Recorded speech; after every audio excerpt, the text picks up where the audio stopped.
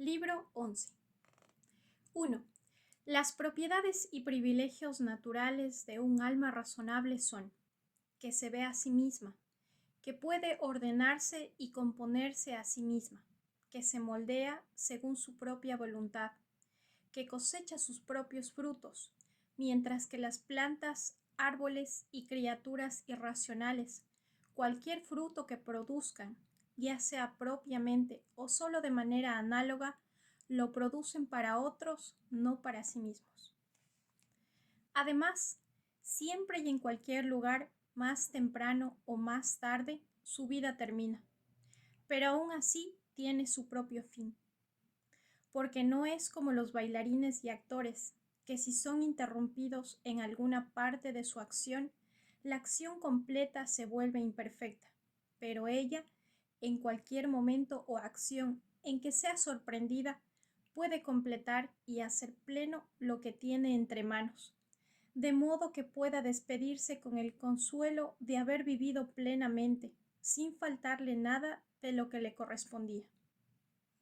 Además, abarca el mundo entero, penetra en la vanidad y la mera apariencia, falta de sustancia y solidez de él, y se extiende hasta la infinitud de la eternidad, y considera y ve claramente que ni aquellos que nos seguirán verán algo nuevo que nosotros no hayamos visto, ni aquellos que nos precedieron vieron más que nosotros, porque quien ha llegado a los 40 años, si tiene algo de sensatez, puede, en cierto modo, pues todo es de un mismo tipo, ver todas las cosas, tanto pasadas como futuras.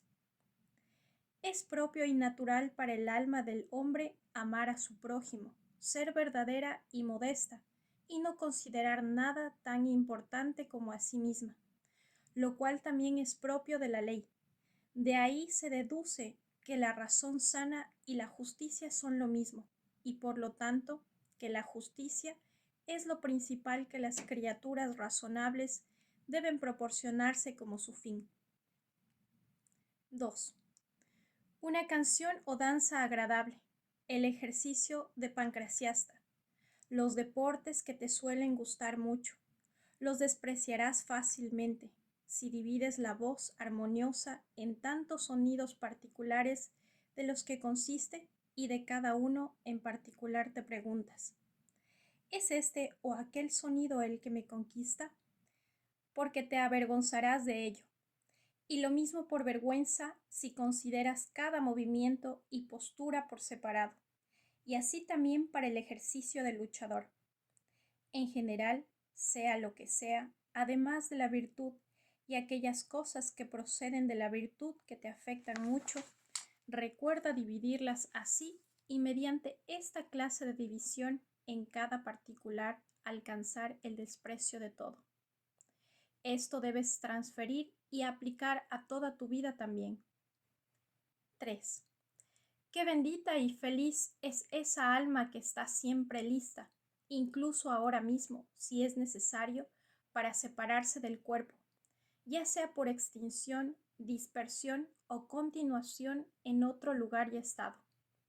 Pero esta disposición debe proceder no de una resolución obstinada y perentoria de la mente, violentamente y apasionadamente opuesta, como suelen hacer los cristianos, sino de un juicio peculiar, con discreción y gravedad, para que otros también puedan ser persuadidos y atraídos al mismo ejemplo, pero sin ruido ni exclamaciones apasionadas. 4. ¿He hecho algo caritativo? Entonces me he beneficiado. Asegúrate de que esto se presente en tu mente en todas las ocasiones y nunca dejes de pensar en ello. ¿Cuál es tu profesión? Ser bueno. ¿Y cómo debería lograrse esto bien, sino mediante ciertos teoremas y doctrinas, algunas concernientes a la naturaleza del universo y otras concernientes a la constitución propia y particular del hombre? 5.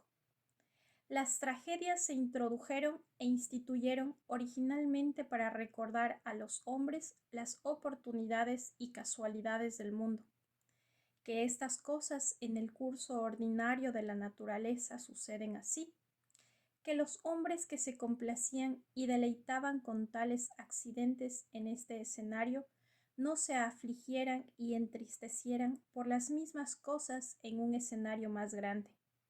Porque aquí ves cuál es el fin de todas esas cosas, y que incluso aquellos que gritan tan lastimosamente a Citerón deben soportarlas a pesar de sus gritos y exclamaciones, al igual que los demás. Y en verdad, muchas cosas buenas son dichas por estos poetas, como esa, por ejemplo, es un excelente pasaje. Pero si resulta que yo y mis 2 hijos somos descuidados por los dioses, ellos tienen alguna razón para ello, etc. Y de nuevo, poco te servirá enfurecerte y rabiar contra las cosas mismas, etc.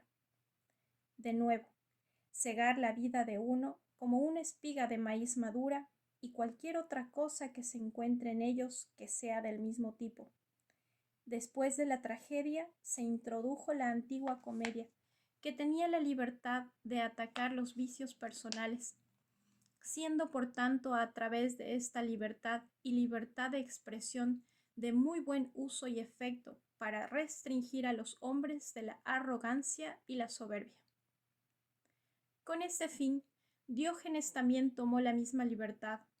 Después de estos, ¿para qué fueron admitida la comedia media o la nueva, sino meramente para el deleite y el placer de la imitación curiosa y excelente?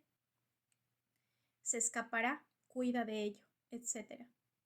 Nadie niega, para estos también tienen algunas cosas buenas, de las cuales esa puede ser una, pero todo el propósito y fundamento de ese tipo de poesía dramática, ¿qué es sino lo que hemos dicho? 6. Que claramente te aparece que ningún otro curso de tu vida podría encajar mejor con la práctica de un verdadero filósofo que este mismo curso en el que ya estás. 7. Una rama cortada de la continuidad de la que estaba junto a ella necesariamente debe ser cortada del árbol entero. Así, un hombre que se divide de otro hombre se divide de toda la sociedad.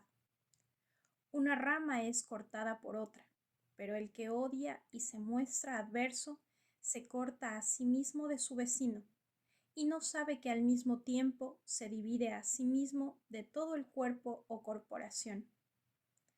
Pero en esto está el don y la misericordia de Dios, el autor de esta sociedad, en que una vez cortados podemos crecer juntos y volver a ser parte del todo de nuevo. Pero si esto ocurre con frecuencia, la miseria es que cuanto más lejos corre un hombre en esta división, más difícil es reunirse y restaurarse de nuevo. Y sin embargo, la rama que una vez fue cortada se injertó después. Los jardineros pueden decirte que no es como aquella que brotó junto a la otra y continuó en la unidad del cuerpo. 8. Crecer juntos como ramas compañeras en materia de buena correspondencia y afecto, pero no en materia de opiniones. Aquellos que se te opongan en tus cursos rectos, ya que no tienen el poder de desviarte de tu buena acción, también dejes que te desvíen de tu buen afecto hacia ellos. Pero que sea tu cuidado mantenerte constante en ambos, tanto en un juicio y acción correctos como en verdadera mansedumbre hacia aquellos que se esforzarán en obstaculizarte o al menos estarán descontentos contigo por lo que has hecho. Porque fallar en cualquiera de los dos, ya sea en uno por miedo o en el otro por abandonar tu afecto natural hacia él, quien por naturaleza es tanto tu amigo como tu pariente. Esta persona es igualmente vil y tiene mucho sabor a la disposición de un soldado cobarde fugitivo. 9. No es posible que alguna naturaleza sea inferior al arte, ya que todos los artes imitan la naturaleza. Si esto es así, que la naturaleza más perfecta y general de todas las naturalezas en su operación, quede por debajo de la habilidad de las artes es más improbable. Ahora es común a todas las artes hacer lo que es peor por el bien de lo mejor. Mucho más entonces hace la naturaleza común lo mismo. De ahí surge el primer fundamento de la justicia. De la justicia todas las demás virtudes tienen su existencia, porque la justicia no puede preservarse si nuestras mentes y afectos están asentados en cosas mundanas, o si somos aptos para ser engañados o imprudentes e inconstantes. 10. Las mismas cosas que ya sea para obtener o evitar, eres puesto a tanto trabajo, no vienen a ti solas, sino que tú de alguna manera vas hacia ellas. Deja entonces que tu propio juicio y opinión respecto a estas cosas descansen, y en cuanto a las cosas mismas, se mantendrán quietas y tranquilas, sin ruido ni alboroto alguno, y así cesarán todas las persecuciones y huidas. 11. Entonces el alma es como la compara Empódocles, semejante a una esfera o globo, cuando es toda de una forma y figura, cuando no se extiende codiciosamente hacia algo, ni se contrae miserablemente, o yace plana y abatida, sino que brilla con toda su luz, por la cual ve y completa la verdadera naturaleza, tanto la del universo como la suya propia en particular. 12. Me despreciará alguien que se preocupe él por las razones que tiene para hacerlo. Mi cuidado será que nunca se me encuentre haciendo o diciendo algo que verdaderamente merezca desprecio. Me odiará alguien que se preocupe él por eso. Por mi parte, seré amable y amoroso con todos, e incluso con quien me odie, quien quiera que sea, estaré dispuesto a mostrarle su error, no con reproches ni ostentación de mi paciencia, sino con ingenuidad y mansedumbre, tal como fue el famoso Foción, si es que no disimulaba. Porque estas cosas deben ser internas, para que los dioses que miran hacia el interior y no hacia la apariencia externa puedan ver a un hombre verdaderamente libre de toda indignación y tristeza. ¿Qué daño puede hacerte lo que cualquier otro haga, siempre y cuando puedas hacer lo que es propio y adecuado a tu propia naturaleza?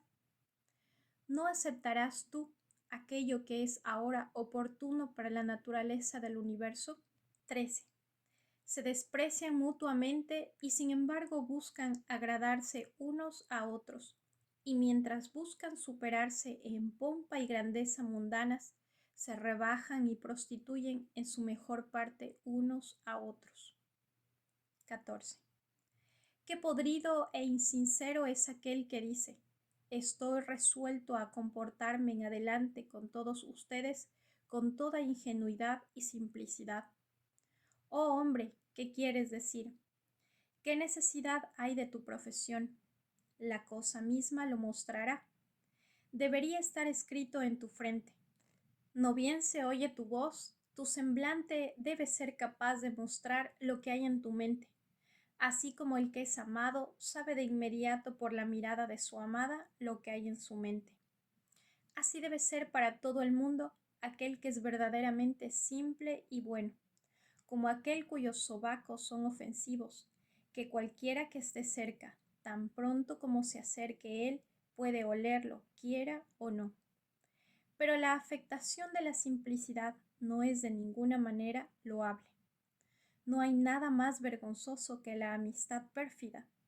Sobre todo, eso debe ser evitado.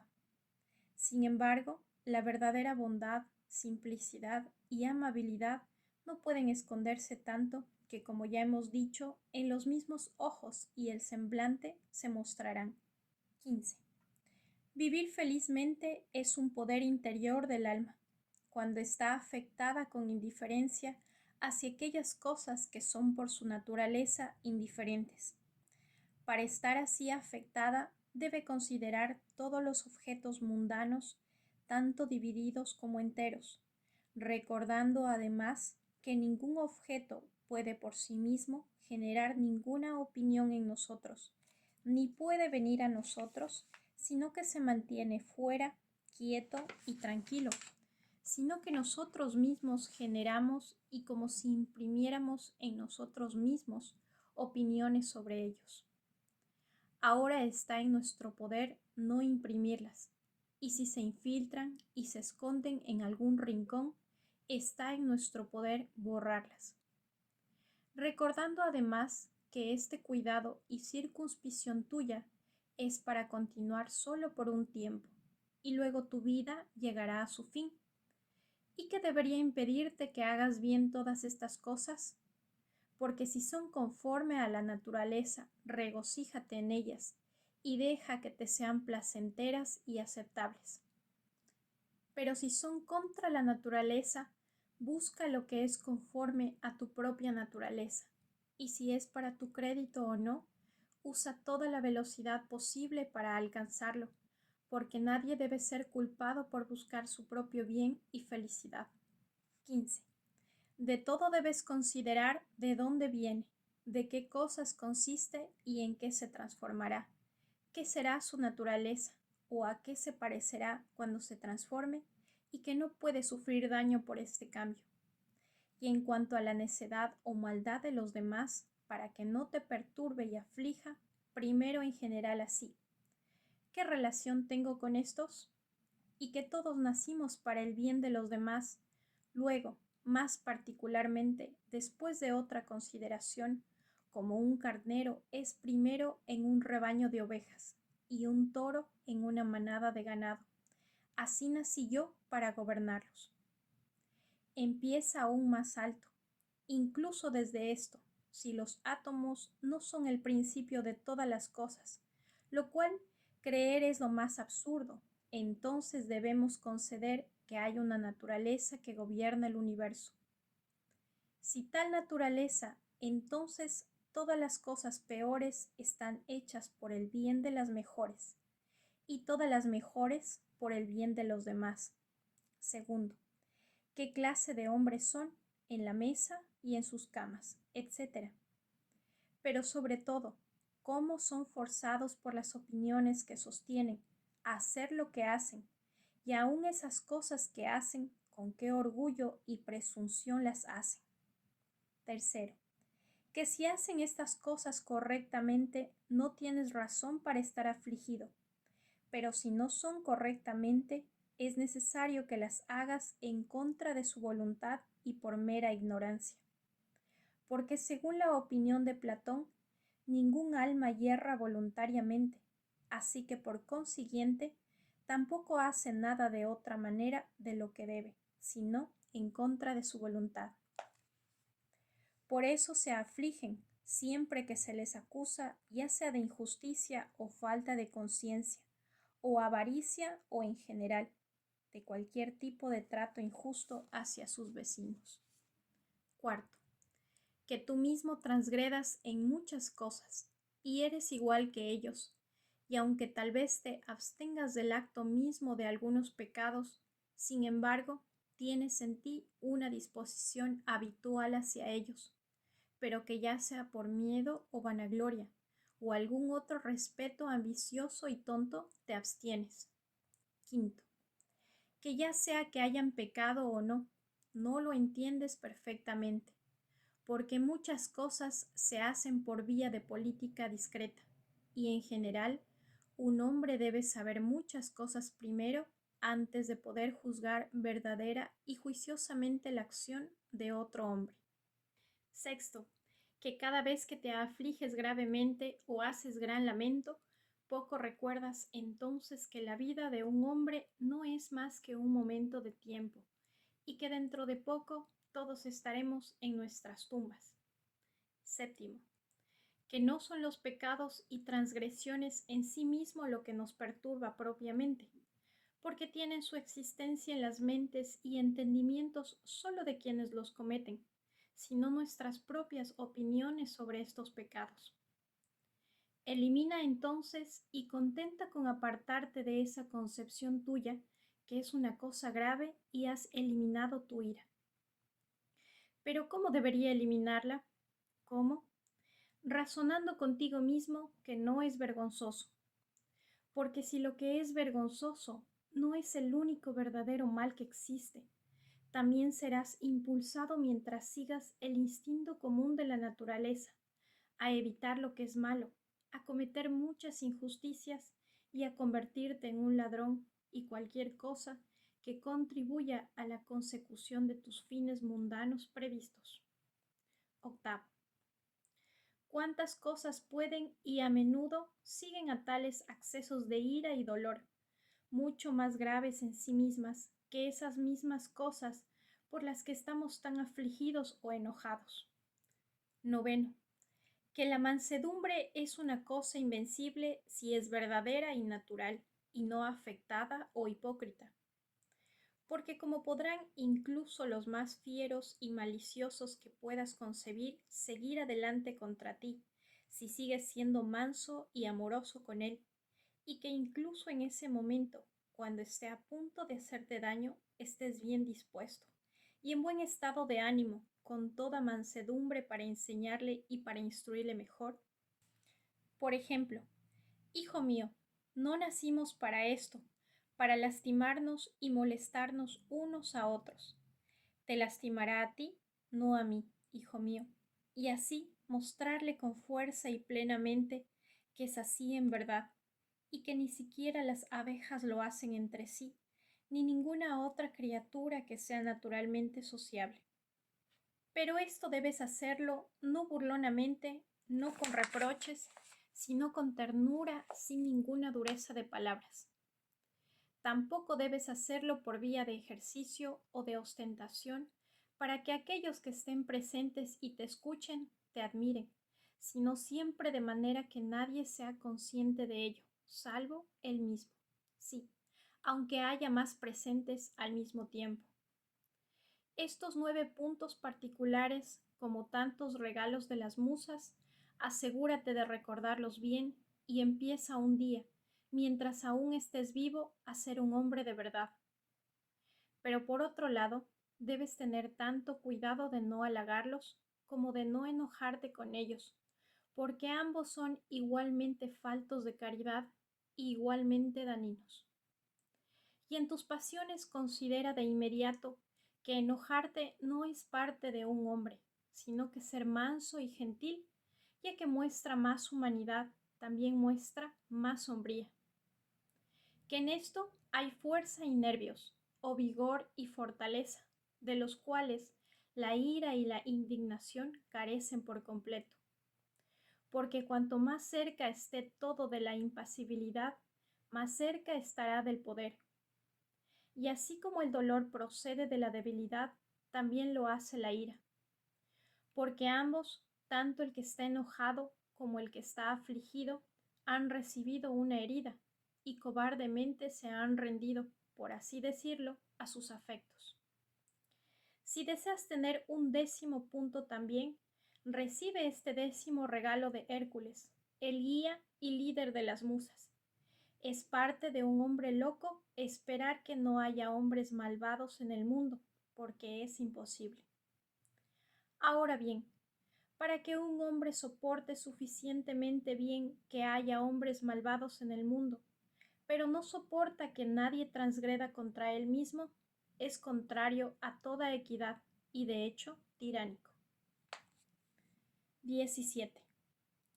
Hay 4 disposiciones o inclinaciones diferentes de la mente y el entendimiento que debes observar con cuidado, y cada vez que las descubras, debes rectificarlas, diciéndote a ti mismo sobre cada una de ellas: esta imaginación no es necesaria, esta es la falta de caridad, esto lo dirás como esclavo o instrumento de otro hombre, lo cual es lo más insensato y absurdo.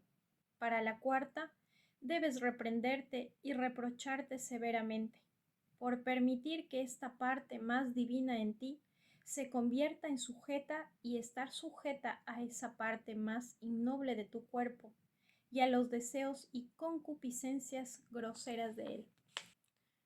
18.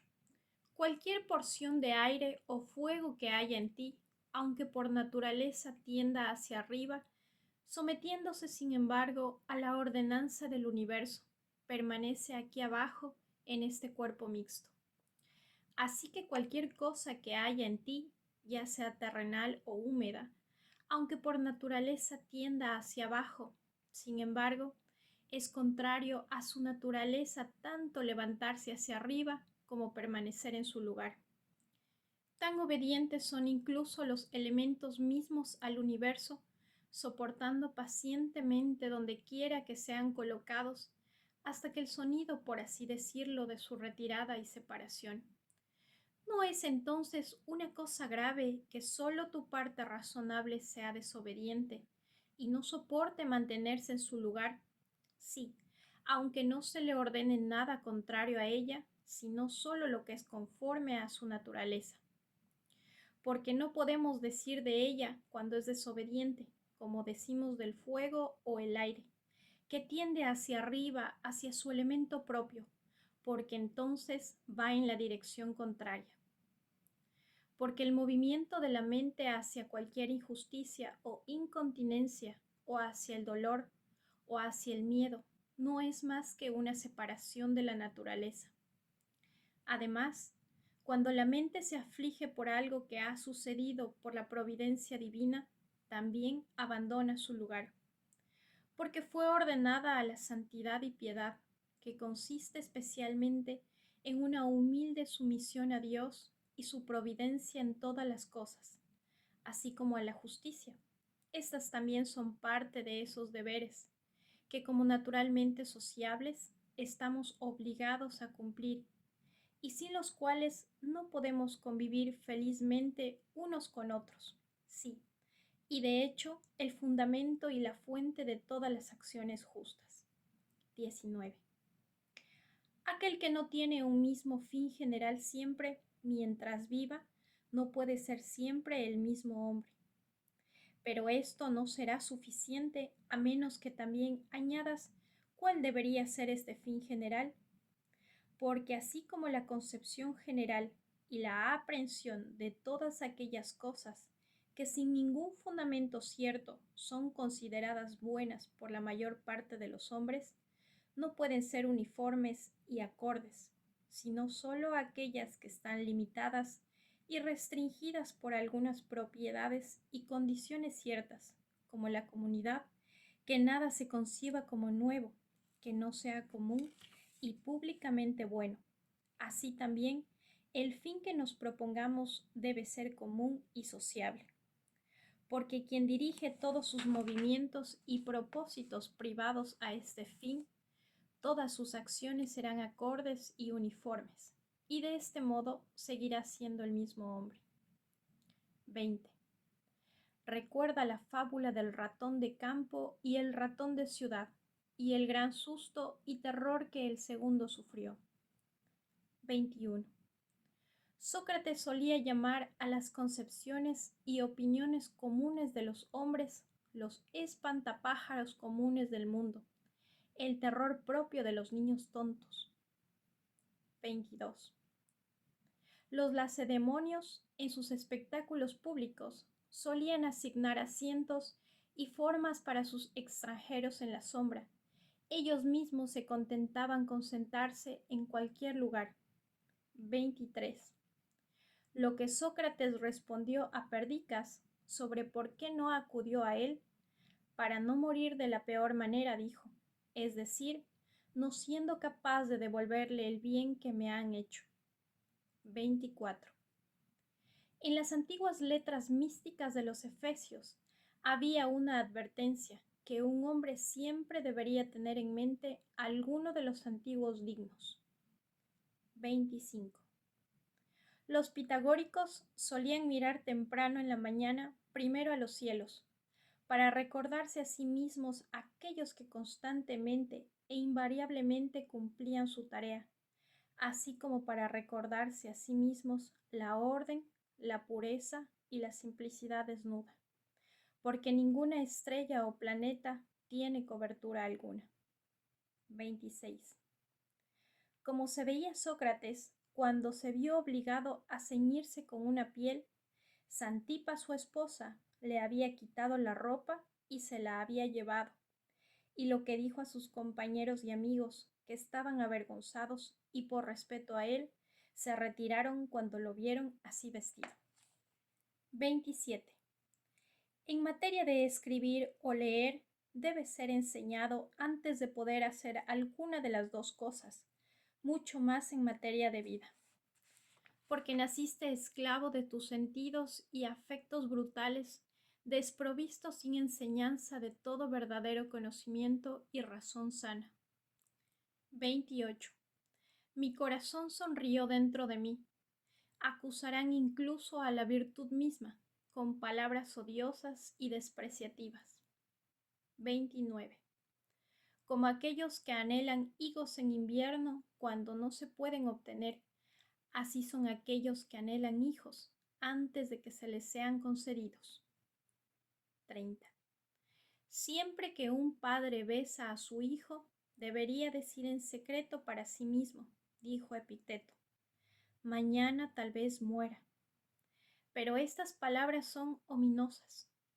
Ninguna palabra es ominosa, dijo él, que signifique algo que sea natural. En verdad y en hecho, no es más ominoso que esto, cortar uvas cuando están maduras. Uvas verdes, uvas maduras, uvas secas o pasas. Tantos cambios y mutaciones de una cosa, no en algo que no era absolutamente, sino más bien tantos cambios y mutaciones, no en algo que no tiene existencia en absoluto, sino en algo que aún no está en existencia. 31. De la voluntad libre no hay ladrón ni ladrón, de Epicteto, de quien también es este, que debemos encontrar un cierto arte y método de asentimiento, y que siempre debemos observar con gran cuidado y atención las inclinaciones de nuestras mentes, para que siempre estén con su debida restricción y reserva, siempre caritativas y según el verdadero valor de cada objeto presente. Y en cuanto a los anhelos fervientes, que debemos evitarlos por completo y usar la aversión solo en aquellas cosas que dependen completamente de nuestra propia voluntad. No se trata de asuntos comunes y triviales, créelo, que toda nuestra lucha y contienda es, si no de sí, con el vulgo, deberíamos estar locos, o con la ayuda de la filosofía, ser sabios y serios, dijo él. 32. Sócrates dijo, ¿qué queréis? ¿Las almas de criaturas racionales o irracionales? De criaturas razonables. ¿Pero qué? ¿De aquellos cuya razón es sana y perfecta? ¿O de aquellos cuya razón está viciada y corrompida? De aquellas cuya razón es sana y perfecta. ¿Por qué entonces no os esforzáis por tales? Porque ya las tenemos. Entonces, ¿por qué os esforzáis y contendáis tanto entre vosotros?